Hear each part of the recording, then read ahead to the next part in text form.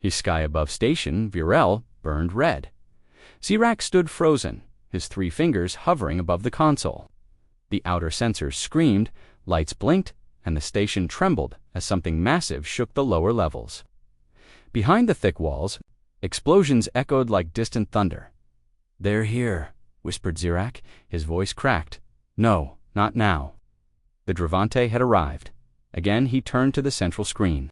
Live feeds showed the orbita dozen enemy ships surrounding their peaceful moon. Fire rained down from orbit, hitting cities that had no weapons. This wasn't a war, it was a slaughter. Technician Zirak shouted Captain Elar from behind. Limping toward the console, "Get to the emergency frequency. Signal the high seat. We need evac." Zirak didn't answer. His eyes were fixed on a single button, the emergency, SOS. He wasn't supposed to use it. The council had warned them. This frequency was old, long abandoned, and restricted. It was left open only for the most desperate situations.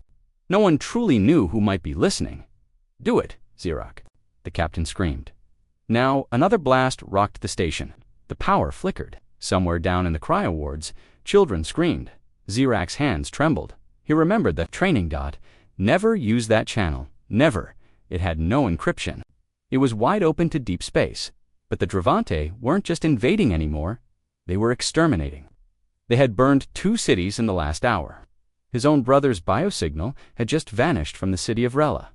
Zirak's finger hovered. Over the red button, the captain barked again. "Send the damn signal." Zirak slammed his hand down.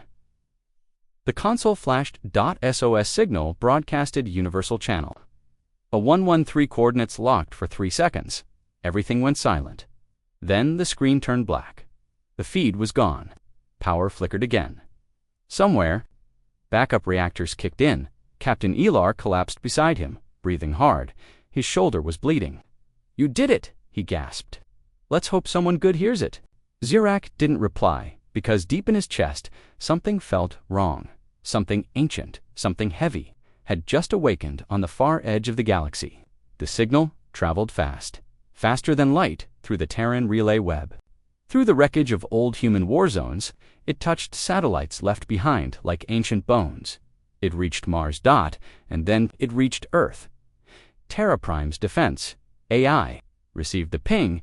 It analyzed it in 0.001 seconds. Distress signal received. Coordinates identified. Civilian loss probability 98.7%. Aggressor, unknown hostiles. Protocol Alpha Deathworld response activated. On a silent island buried beneath Antarctica's ice, ancient machines powered on for the first time in 100 years. Admiral Rachel Voss stood at the observation deck of the warship. TSV HAMMERFALL. Black eyes scanned the darkness outside.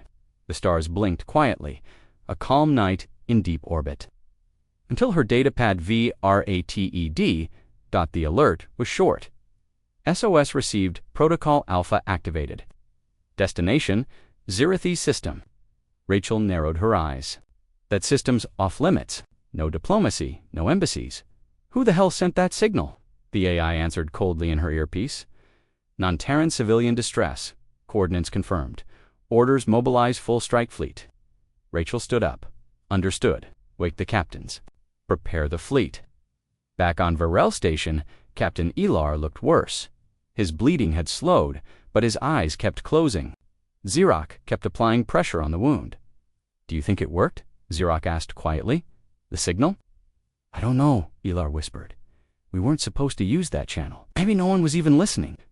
Zirak tried to smile, but couldn't. The station shook again.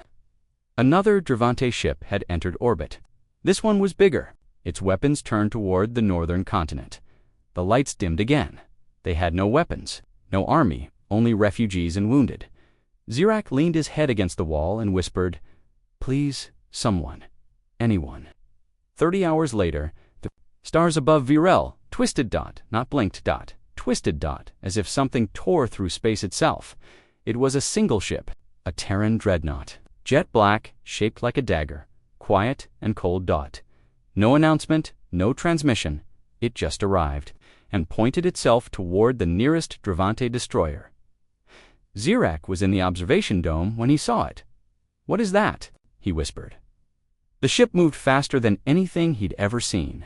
Before the enemy even fired, the dreadnought released a wave of light. Not a missile, not plasma, something else. And the Dravante ship split in half.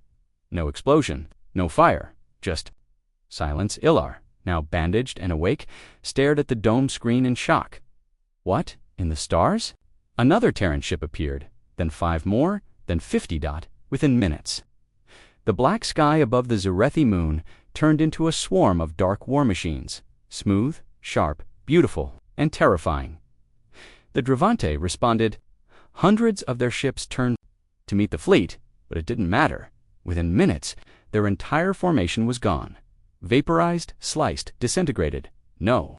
Terran ships were damaged. None. Zirak sat on the floor of the control room. His body shook not from fear, but disbelief. We called for help, he said softly. Ilar looked at the sky. We called the wrong kind of help. The next day, Terran ground forces landed. Not to talk, to clean up. Heavy armored walkers marched. Through the forests, drones scanned the soil. Human soldiers in black exosuits entered ruined cities, finding survivors, handing out food, scanning for enemies. Zirak met one of them near the central plaza. She removed her helmet, human, pale skin, cold eyes. You sent the signal, she asked. Zirak nodded slowly. She stared at him for a moment, then nodded back. Then you're under Terran protection now. What about the Dravante? He asked. She turned toward the burning sky. Gone. And if they come back, she looked him dead in the eyes. They won't. 3 days later, all Dravante signals stopped. Entire fleets had vanished. Their planets burned. No one knew how many died. But the galaxy knew one thing now. The Deathworlders had moved. They weren't explorers anymore. They were responders. And they had teeth. Somewhere deep in the Terran command grid, a new message was written. When distress is heard, Earth listens. But beneath it, in red, it said something else. Do not mistake mercy for weakness. Zirak never pressed that button again, and no one else in the galaxy ever dared send an SOS on that channel. Not after what followed. After the Deathworlders answered. Zirak stood in silence. The sky was quiet now. No more fire. No more screams. Only the black Terran ships floating above, cold and still, like shadows carved into space. He looked around at the plaza. Children stared up at the sky. Parents held them close. Everyone had the same question in their eyes. What happens now? Zirak didn't know the answer. Captain Ilar sat on a stretcher nearby, wrapped in clean bandages. A Terran medic, silent and efficient, checked his vitals and nodded once. They saved us, Ilar muttered, but I don't think they did it for us. High above aboard the TSV Hammerfall, Admiral Rachel Voss reviewed the reports. Dravante resistance was gone. The Terran fleet hadn't lost a single ship. AI analysis confirmed 96% of hostile. Military assets destroyed within 4 hours. Civilian casualties on Zarethimin. Mission efficiency, flawless. But Admiral Voss wasn't. Smiling. Open fleet comes, she said. The ship's AI responded with a soft tone. Channel active. This is Admiral Voss to all units. Proceed to Phase 2. Search for hidden Dravante outposts. No survivors. No negotiations. She paused and let the locals know. The Deathworlders will stay until we say otherwise. Zirak walked through the ruins of Sector 12. Bogans half fallen, smoke rising. Terran drones buzzed above, scanning for life signs. He passed by a crater where his friend's bakery once stood. Zirak, someone called behind him. He turned. It was Sella, one of the lunar engineers. Her fur was dirty, her eyes red from crying. But she was alive. You saw them, didn't you? She asked. Yes, Zirak replied softly. They're not like us, she whispered. They didn't come for peace. No, Zirak said. They came for war, in the main city dome. A Terran officer addressed the surviving Zarethi leaders. You are now under Earth's protective status, she explained calmly. This world is designated a former conflict zone. Entry and exit are restricted. Any attempt to communicate outside this sector without clearance will be considered hostile. One of the Zarethi elders raised a shaking hand. Are we prisoners? The human didn't blink. No, you're survivors. Somewhere deep beneath the surface, a small group of Dravanti soldiers hid their leader. Commander Hrex held a shattered visor in his hand. His antenna twitched in fear. "We underestimated them," he hissed. "We thought Earth was a myth." A scout beside him spoke. "Our ship is still buried under the mountain. We can escape," warned the others. Hrex looked up, teeth clenched. "No, no one escapes. The Deathworlders are hunting now. We need to vanish." He was wrong. The humans already knew where they were. Zirak found himself back at the station, the same place where it all began. He walked slowly through the ruined hallway, past flickering lights and shattered glass. He reached the control room. The emergency console still glowed faintly, the same button, the one he had pressed. He stared at it for a long time. "I thought I was saving us," he whispered, "but I don't know what I brought here." A voice behind him spoke, calm and mechanical. "You sent a signal." Zirak turned sharply. It was a human, not a soldier, a man in a simple black uniform. No name, no rank. "We received it," the man continued. "And now the balance has shifted."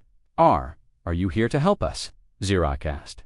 The man didn't smile. "No," he said. "We're here to stop the problem before it spreads." "What problem?" The man turned away. "The Dravanti were just one infection.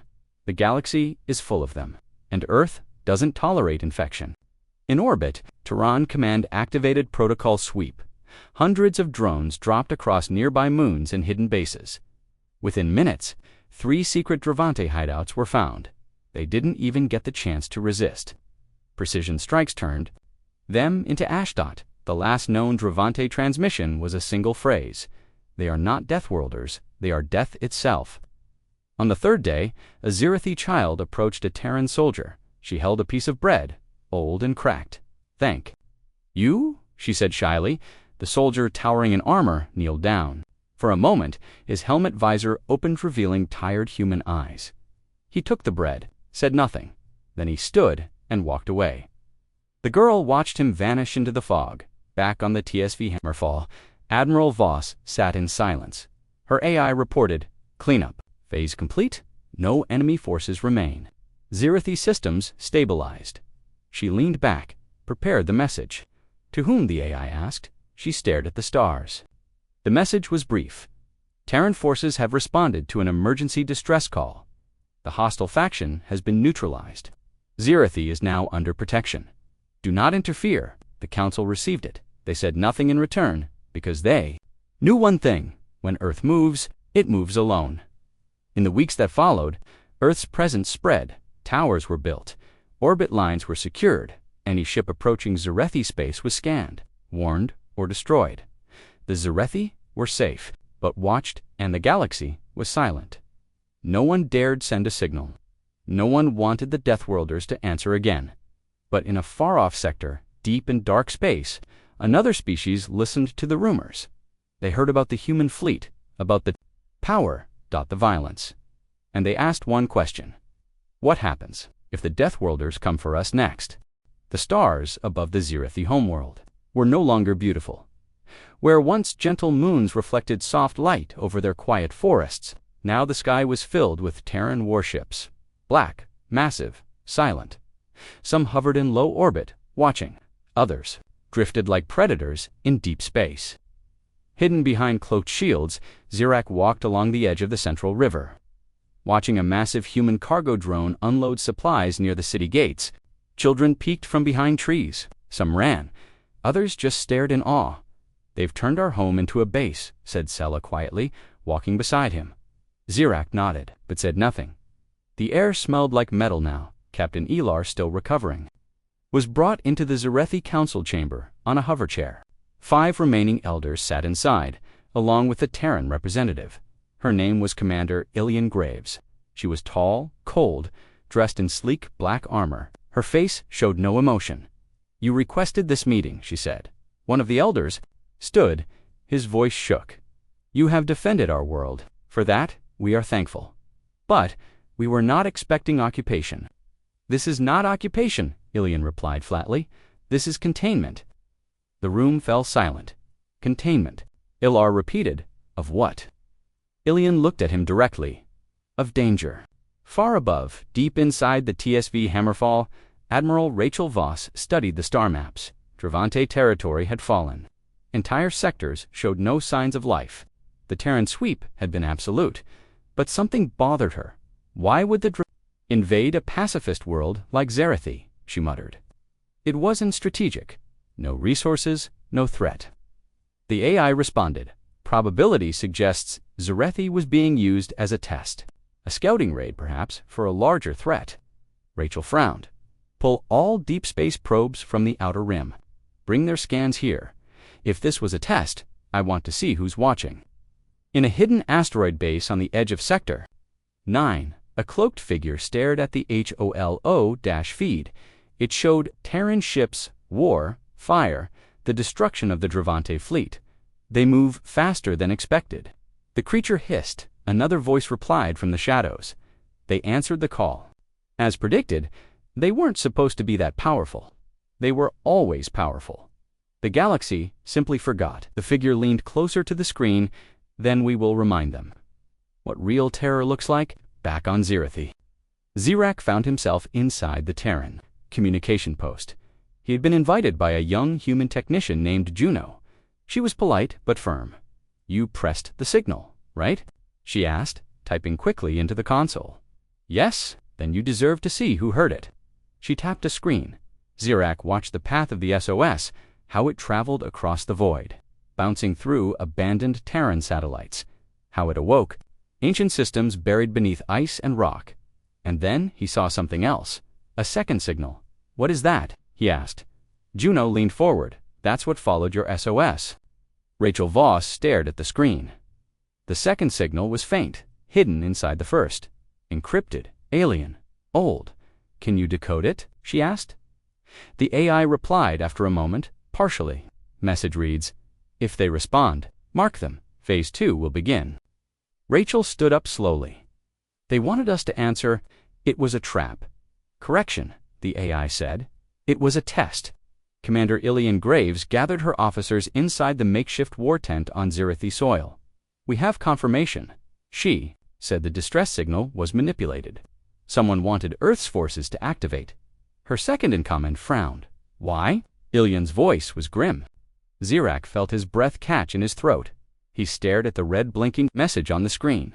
His hand had triggered all this. The war, the deaths, and now, a larger enemy was watching. We're not safe, he whispered. No, Juno said quietly. You're not. In the hidden asteroid base, the cloaked figure turned to their control crew. Send the coordinates, it hissed. Let them think they've won. Soon, the Deathworlders will learn what true war means.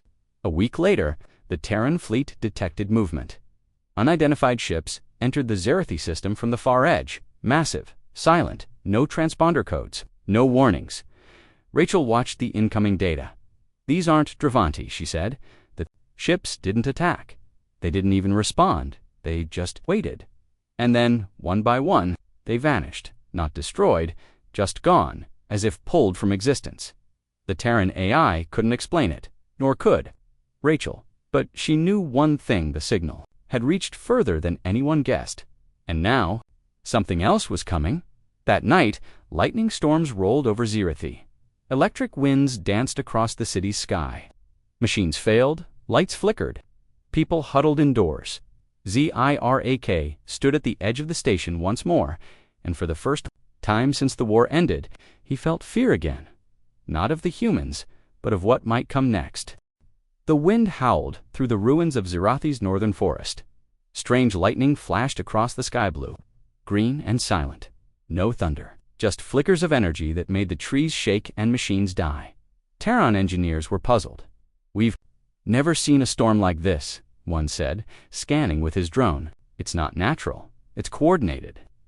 Down in the city, Juno worked late at the command post. Zirak stood beside her, arms crossed, eyes on the dark screen. It's happening more often now, she muttered. Electrical storms, sensor, glitches, gravity spikes, Zirak asked, from the ships. No, Juno replied. The new ships are gone, they left no trace. These effects started after they vanished. Then what is causing it? Juno didn't answer, because she didn't know. High above, aboard the TSV Hammerfall, Admiral Rachel Voss received a direct call from Earth Command. It was brief. Prepare for Class 7 engagement. Possible Phase 2 activation. All forces ordered to remain on alert. Rachel closed the message and looked at her crew. Mobilize the entire fleet, she ordered. I want all units in position. This isn't over. In the asteroid belt near the Zirathi system, something stirred. A station, ancient, dark, and forgotten, powered up for the first time in over 10,000 years. Metal arms unfolded. Black orbs began spinning. Study complete. Begin disruption. Back on Zirathi, Captain Elar sat inside the healing center, watching news feeds. Terran reports showed calm stabilization, safety. But Elar didn't trust it. His instincts, sharpened by years of command, told him something was very wrong. When he looked at the humans, they were calm, but too calm. Like hunters waiting in the tall grass, Zirak entered quietly. Captain, he said, the humans are moving ships again. Elar leaned forward, where outer orbit, full spread. Looks like they're expecting another attack. Ilar's voice lowered, or something worse. Inside a Terran command vault, Commander Ilian Graves reviewed deep scans. Readings came in strange. Radiation patterns weren't consistent. Energy spikes appeared, then vanished, then something else, something terrifying. A Terran probe had picked up an echo, not a signal. An echo dot. It matched an ancient pattern, a frequency used only once in human history during the Precursor War. She stood quickly. Admiral Voss must see this. Rachel Voss studied the echo scan. Her jaw tightened. I thought they were extinct. Ilian shook her head. We all did. But this frequency, it's real. And it's here.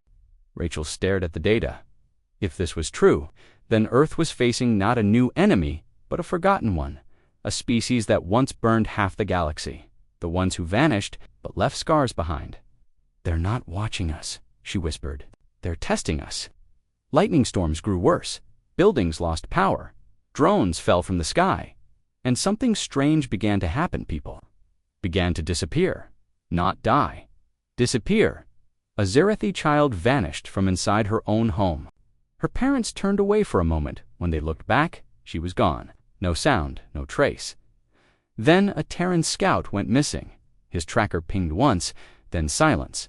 The search teams found only his helmet, still warm, sitting in a crater with no footprints. Zirak couldn't sleep. Every time he closed his eyes, he saw the signal again the moment he pressed the button. He remembered the fear, the sound of screaming outside, but now, the fear was different. Now, it wasn't about the Dravante now. It was about what answered after the humans came. At sunrise, the sky opened. A tear appeared, silent and glowing. A crack in space itself, floating above the planet like a wound. Terran sensors went wild. Ships moved. Weapons activated. Rachel Voss was already on the bridge when it happened. What is that? Her officer shouted. A rift, she said quietly. Artificial. Someone is trying to open a door. To where? Rachel's voice was cold. Somewhere we don't want to go. On the surface, Zirathi citizens ran in fear. Some dropped to their knees, praying. Others just watched the glowing sky in frozen silence. Captain Ilar stared at the rift through the city dome.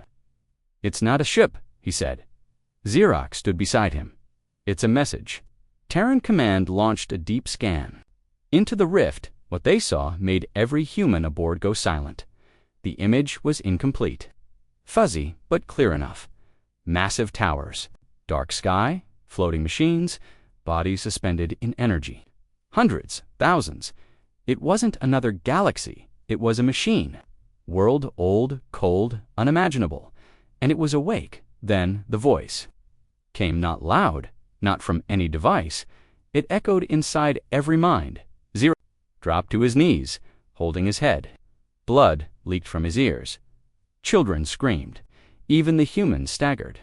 Blinking in pain, a single sentence burned through the minds of all who listened. We see you now, Deathworlders. And then the rift closed, gone, as if it never existed.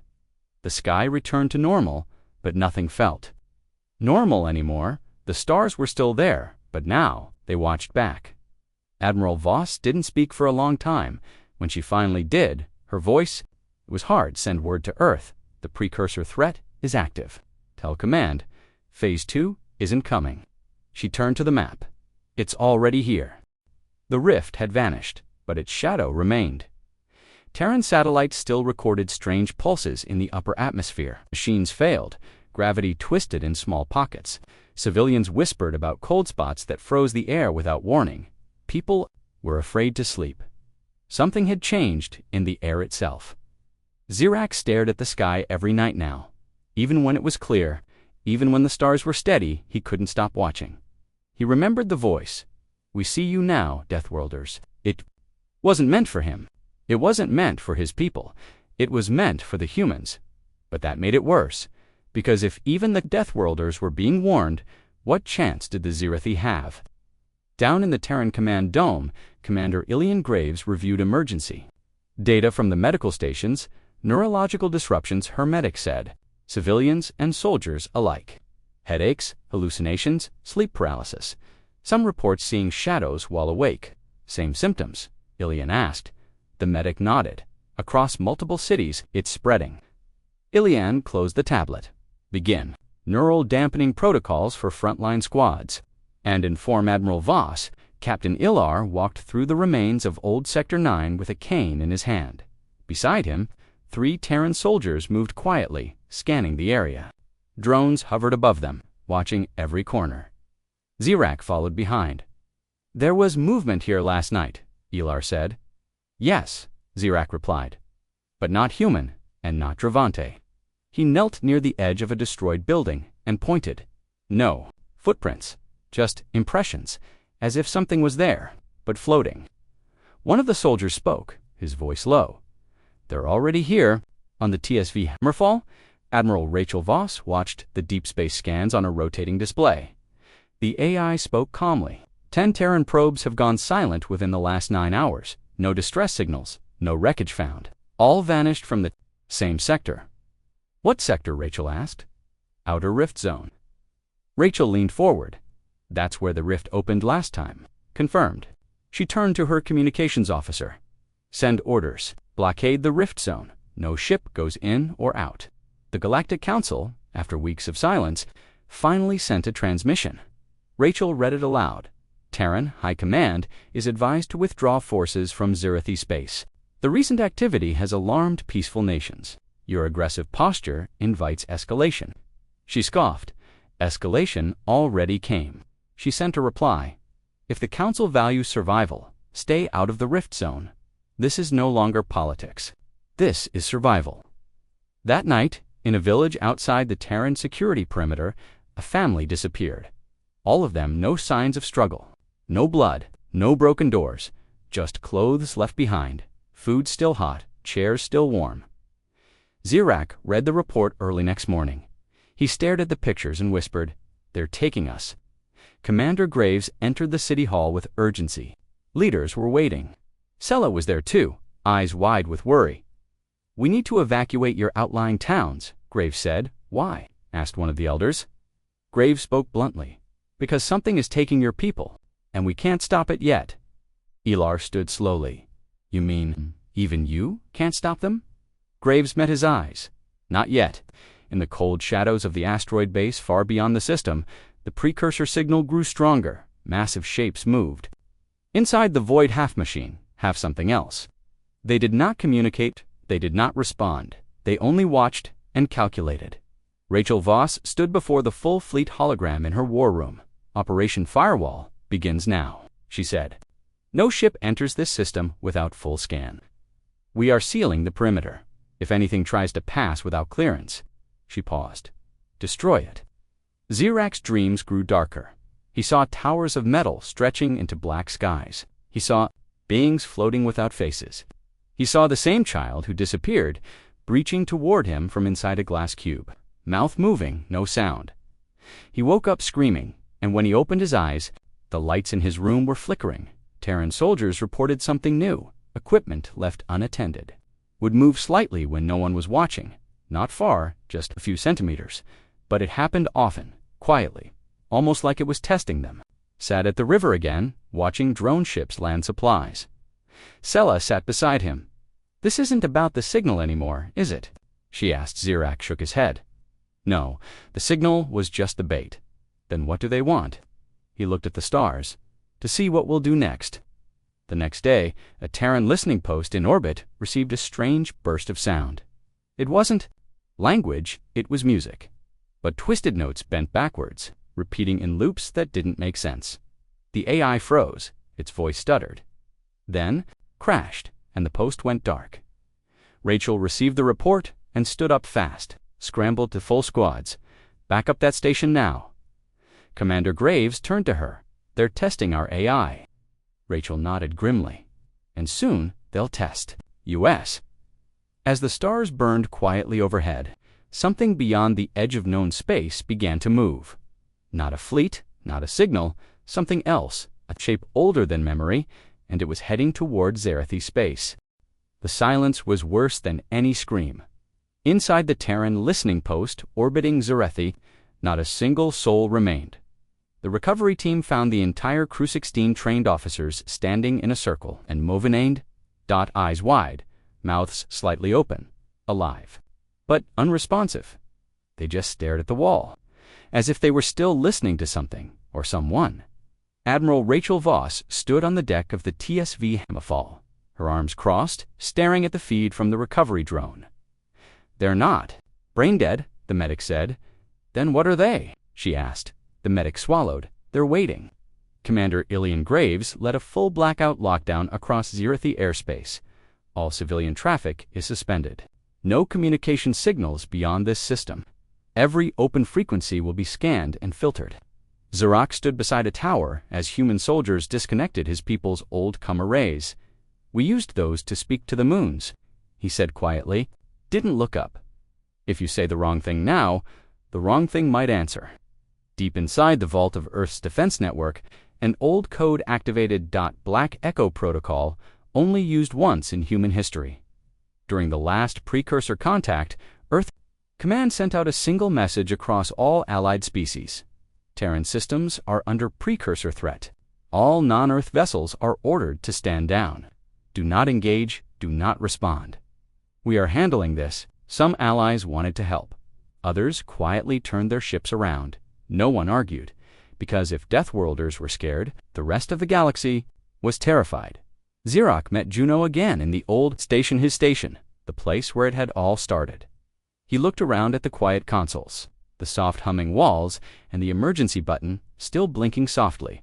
Why me? He asked. Juno turned. What do you mean? Why was I the one to send the signal? Why not someone else? Why not a braver species? Juno sighed. Because you were scared, and because you still hoped someone would come. She paused, and someone did. On the fourth night, the lights in the sky changed again. Not ships, not storms. Symbols carved into the stars, like glowing shapes, circles within circles. Moving slowly, Terran A's broke under the pressure of trying to decode them. The patterns didn't follow physics, they followed intention. Rachel Voss held a silent meeting with Earth's top command via secure quantum link. What we are seeing, she said, is not invasion. The generals nodded. It's preparation. One leaned forward. For what? Rachel's voice was steady. For arrival, Xerox was walking home when the wind changed. It was sharp, cold, unnatural. He turned the corner and saw it, a figure, humanoid in shape, but wrong. Its limbs bent slightly off. Its surface shimmered not armor, not skin. Its eyes were just black voids, and it wasn't walking, it was drifting. He froze. The figure did not speak, it just stared. Then it tilted its head, like it was studying him. Xerox's knees gave out. He fell backward, heart pounding. By the time he blinked again, it was gone. Why didn't it take me? He whispered later to Elar. Elar looked down. Maybe it didn't need to. Maybe it already got what it came for. Commander Graves deployed cloaked sentry units around every Zerathi city. Air patrols doubled. The Terran orbit ring was locked tight. Nothing enters, nothing leaves, she ordered. But we don't know what we're fighting yet, her officer said. That's why we don't let it breathe. A sudden wave of static hit all Terran warships at once. A loud sound like wind in a tunnel echoed through every audio device, and a voice. Slow, heavy. We remember you, Terrans. Rachel Voss stood frozen as the sound repeated. You burn brighter, but you die slower. Then silence. Again, in a hidden system 3 jumps from Zerethi. Long dormant satellites activated. What they recorded was not a ship. It was a hole, a rip in space, something like a black tear, surrounded by lightning, and from it they watched, as something enormous crawled through. Not a creature, not a machine, something in between. Juno called Zirak to the station again. There's something wrong with the network. What kind of wrong? He asked. She showed him a feed. The original SOS signal, the one Zirak had sent, was still broadcasting on its own, even though the console was off, even though the wires were cut. It's been repeating, Juno said. But now, it's changing. She leaned closer. It's not just calling for help anymore. Captain Elar read the transcript. We hear you. We follow your spark. You showed us the path. His face went pale. They're not coming to invade, he said. They're coming because they think we invited them. And above, in the quiet, dark beyond the system, more rifts began to open. 10 of them, each bigger than the last, each pulsing with light no one could explain. Admiral Voss stood at the command deck, staring at them. This is it, she whispered. War is no longer coming. She turned to her crew. It's already here. 10 rifts hung in the sky like wounds in space, massive, silent, burning with strange light. The stars behind them looked warped, as if space itself had been twisted into a knot. Terran satellites around Zerethi began to fail one by one, not destroyed, erased, as if they had never existed. Admiral Rachel Voss stood in her war room, staring at the expanding rifts. She didn't blink, didn't speak. A soft alarm pulsed behind her. Tactical data streamed across the holoscreens. Report, she said. An AI voice replied. Each rift is now stable. Unknown objects moving inside. Mass signatures exceed expected limits. No clear form detected. Rachel looked at the center. Rift. It pulsed, once, then again. Send this to Earth Command, she said. Mark it Class Omega. Confirm the precursor threat. The room fell silent. On the ground, the people of Zerethi watched the sky. No birds, no clouds, just light from the rifts, flickering like dying suns. Children stopped playing. Adults stopped talking. Some began to pray. Others just cried. Zirak stood. Outside the station, Chella beside him. They're opening, he whispered. She nodded slowly. We brought them here. Captain Elar met with Commander Graves. The people are panicking, Elar said. They're asking if Earth can save us. Graves looked at him. You've been through this before. Graves' voice lowered. Once. A decade ago, in a distant system, the Terrans faced their first brush with a precursor signal. It had taken for Earth. Ships to destroy one probe. 4 ships, and they never found the source. Now, there were 10 rifts, and something was coming. It's still broadcasting? He asked. Yes. But now it's not just Earth, it's calling. Zirak blinked. Then who? Juno whispered, everything. At 0200 hours, the first object came through the central rift.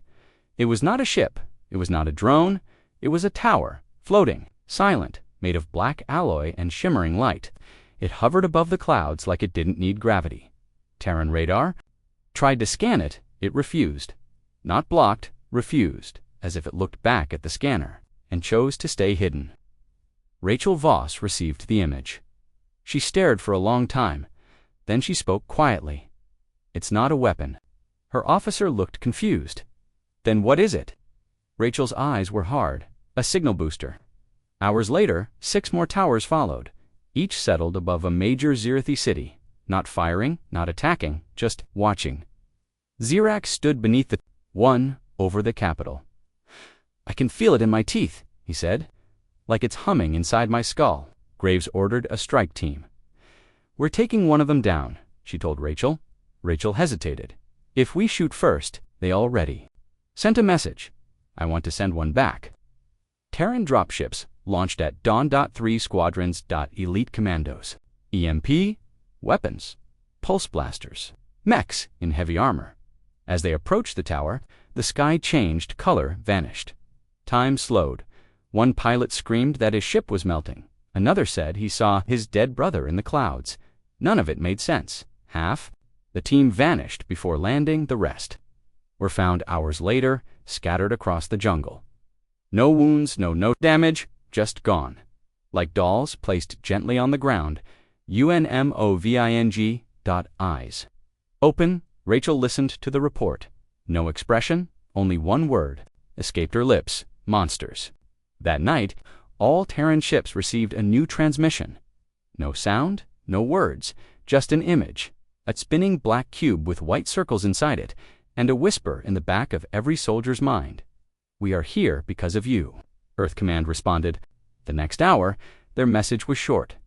Deploy the Hammer Protocol. Burn the landing zones. Move the fleet. Rachel stood tall on the Hammerfall's deck. All ships, engage gridlock formation. Target the 7 towers. Prepare for orbital fire. The humans were done watching now. They would show the galaxy. Outside the city, the Terran fleet moved like a machine. Clean, calculated, precise. Sella whispered, "They're going to fire." Then the sky exploded. From orbit, 7 massive beams shot down. They struck the towers in perfect timing. Fire, thunder, light. For one moment, it looked like victory. But when the dust cleared, the towers were still there, untouched and worse. Now they were awake. A wave of black energy pulsed from each one. Every Terran screen went blank. A is shut down. Shields collapsed. One warship lost power and fell into the atmosphere. Civilians screamed.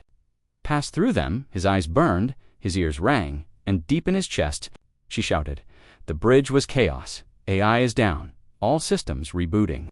External scans failing." Then a soft voice crackled.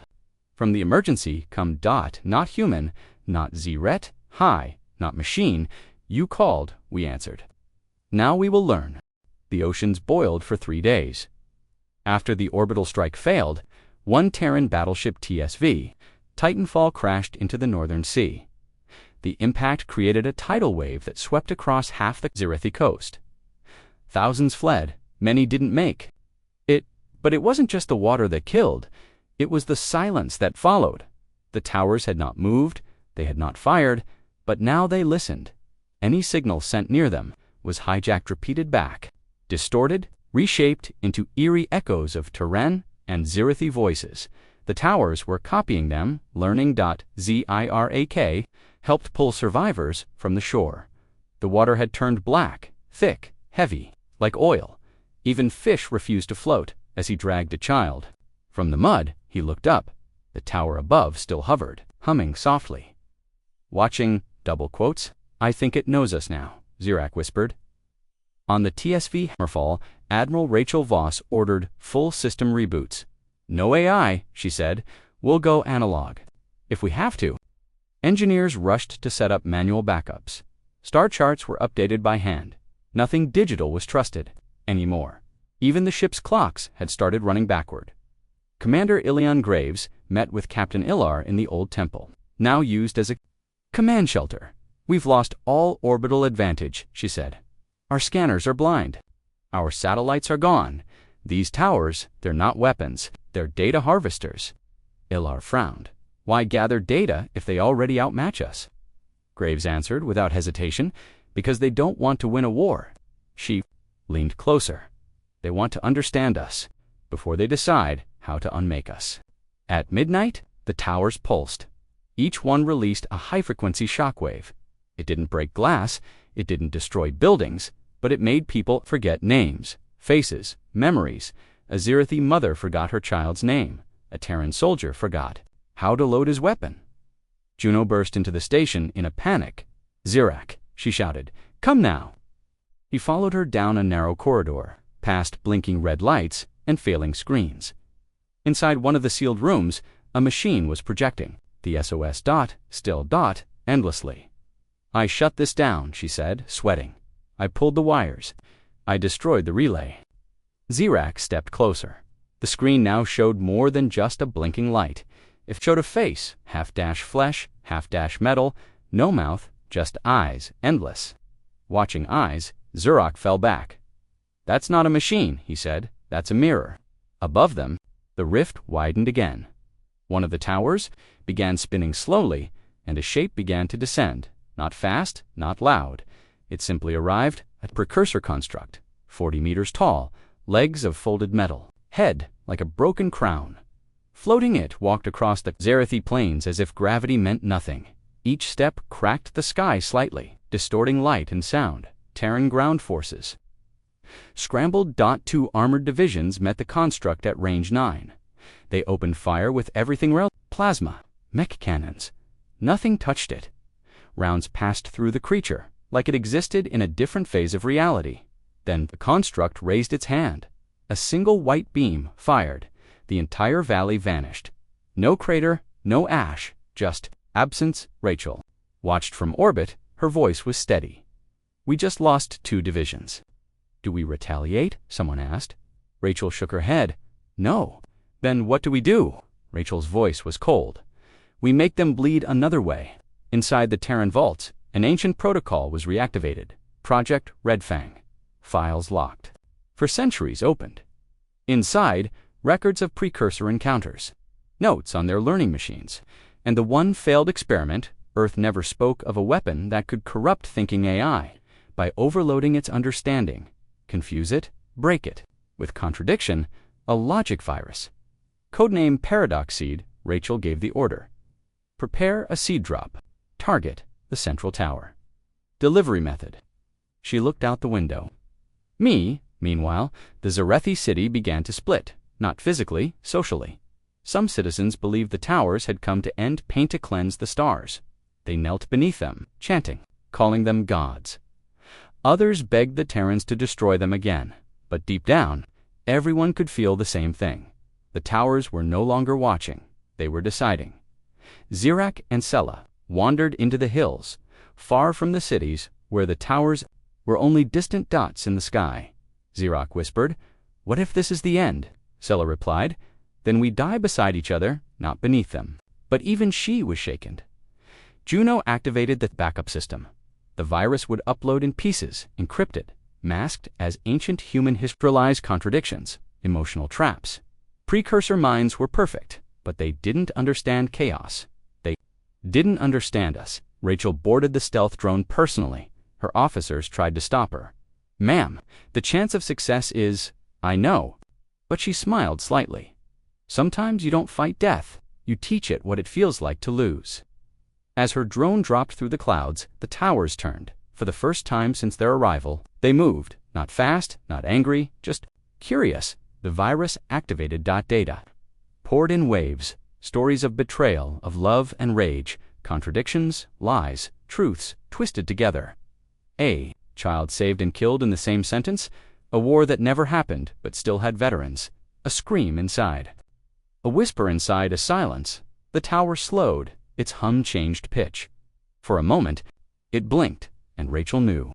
It was working. But then something else happened. All 10 towers pulsed together, and the rift cracked wider, and through it. Something came. Not a ship, not a construct, but an eye the size of a moon, looking breathing, hungry. The rift did not just widen, it tore.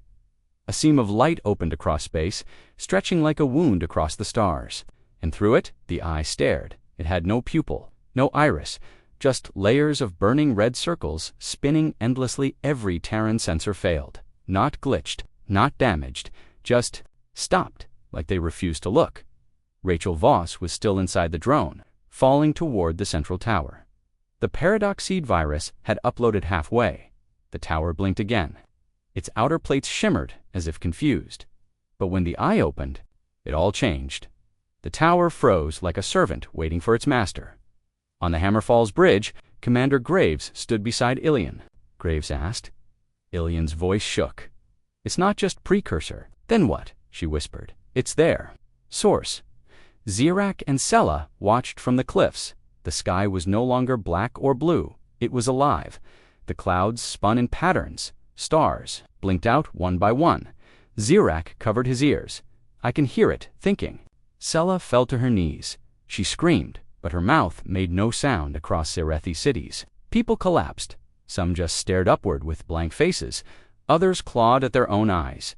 The towers pulsed faster now, feeding energy upward into the rift. Were no longer learning. They were transmitting. Earth Command sent its final broadcast. "This is not war. This is survival. Do not pray. Do not speak. Hold the line." Rachel Voss broke through the cloud layer. Her stealth drone burned, sparks trailing behind. The central tower turned. It saw her, and it opened, not like a weapon, like a mouth, a spiral of light and black metal spread outward. Reaching to swallow her dot, she tapped the final key.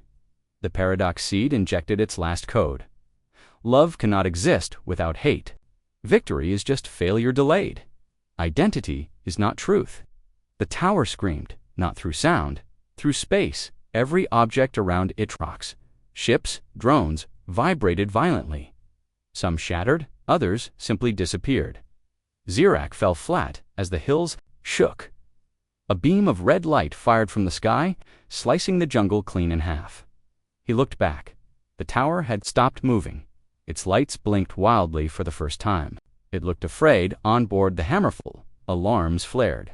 One of the towers exploded, just disintegrated into smoke and metal shards. The virus had worked. Rachel's drone didn't survive the blast, but her mission had. Commander Graves slammed her hand on the command screen.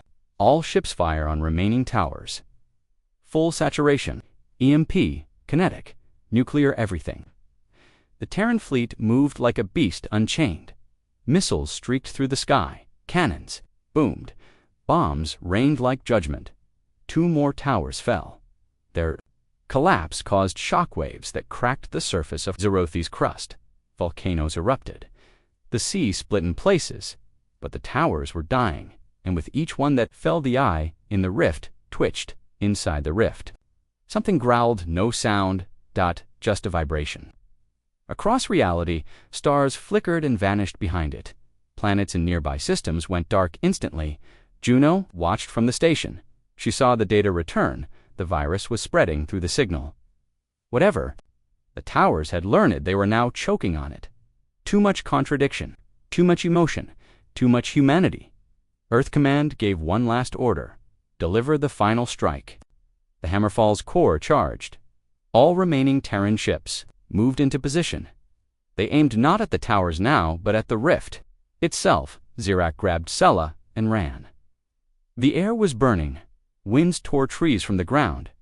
He looked up just in time to see hundreds of lights fall from the sky, warheads, mass drivers, antimatter, shells, all for one target. The sky turned white, then black, then nothing, for 5 full seconds. Zerothi had no sound, no color, no gravity. Then came the shockwave. A pulse of light and force so strong it flattened everything for miles. The rift began to collapse. Not close-collapse, it twisted inward, sucking the towers with it. Each screamed. As they were dragged backward, each died without a sound, but the eye remained just for a moment.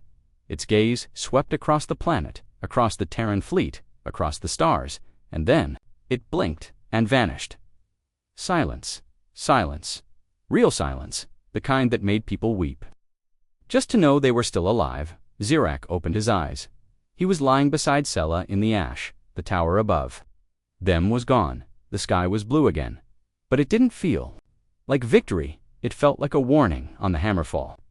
Only half the fleet reported back. Rachel was gone. Graves stood in silence. Is it over? Someone asked. She shook her head. No. She looked toward space. We didn't kill it. She turned to the crew. We just surprised it. And in the void beyond the known galaxy, something massive shifted in the dark. 10,000 more eyes opened, and one ancient voice whispered, "We see you." 3 days after the sky went dark, the fires finally stopped burning. The rift was gone. The towers were ashdot and the eye had disappeared. But no one on Zerothi smiled. No one cheered. They had survived, but no one felt like a survivor. Zirak sat on the edge of the ruined city. The river that once shimmered now ran black with dust and metal. Sella was beside him, holding a blanket tight around her shoulders. They didn't speak much. There was nothing left to say. Earth's warships hung silently in the sky. Most systems were still offline. No AI, no drones, only human hands, rewiring what they could, trying to make machines obey again. The fleet had paid dearly. Only 43% of Earth's warships had survived. But the eye was gone. For now, Commander Graves stood alone in the war room of the TSV. Hammerfall. the flagship now renamed in memory of Admiral Rachel Voss. A new plaque had been placed by the bridge door. She stared into the dark, and it blinked. Earth Command's emergency transmission echoed across all human systems. Threat repelled. System secure. Precursors temporarily neutralized. Operation cost, high human survival, confirmed. There was no celebration, only preparation. Because they all knew this was just the beginning. Juno met Zirak inside the ruined station. It still smelled of burning wires and ozone. She opened her hand. Inside was the emergency. Transmitter, though, same one Zirak had pressed long ago. It was cracked, dead. Guess we don't need this anymore, she said. Zirak looked down at it. No, he whispered, but I wish I hadn't pushed it. Juno smiled gently. If you hadn't, we'd all be dead. On the edge of Zerathi's desert, the last remaining tower fragments were being studied. Terran scientists, guarded by soldiers, poked through the black alloy every time they tried to bring a piece aboard a ship. Systems GLITCHED.1 drone exploded. From proximity alone, they gave the order to bury the remains. Far beneath the crust, locked in magnetic cages, never touched again. Sella wandered into the broken forest. She found something floating above a tree stump, a small cube, metallic, quiet, humming faintly. It was not from the towers. It was older. She reached toward it. The cube flashed once and vanished. Not TELEPORTED. Erased and far above. A distant satellite reactivated, briefly recording the moment and then fried into smoke. On Earth, historians argued whether to classify the event as war or disaster. Some called it the blink. War, others. The eye event. But the Terran soldiers called it one thing: the day we were not alone. Ilian Graves called a council on Zerathi soil. Zerathi leaders, surviving Earth generals, a few other species joined. They discussed rebuilding defense, new treaties, but Graves stood and spoke firmly. No more signals, no more beacons, no more cries for help into the dark. She looked at everyone. If something hears us, it will come again. Zirak walked through the old temple ruins. A group of children were planting seeds. Rebuilding. One little girl ran up and asked him, "Are the monsters gone now?" Zirak knelt down slowly. He gave her the only honest answer he had. "I don't know." That night, the stars were clear. The rift was truly gone, but in the far corner of the sky, one star blinked red dot. No telescope could see what it was, but deep in the Terran AI vault still offline, one dormant file activated. It displayed one word on every Earth command screen: observed. And far beyond the known galaxy, in a place without time, an eye opened. Another blinked beside it. And then more. 10, 100, 1,000. Each glowing red dot, each watching, each waiting, and one ancient voice whispered, "Now we understand. Prepare." Back on Zerathi, life slowly returned, not to normal. That was gone, but to something new. People helped each other. Human and Zerathi rebuilt side by side. The fleet stayed in orbit, watching, guarding, quiet, and Zirak stood each night at the same place, looking at the stars, waiting, because he knew he had pushed the button. He had called into the dark, and though the enemy had left, it remembered who called first: the end, or perhaps just the beginning.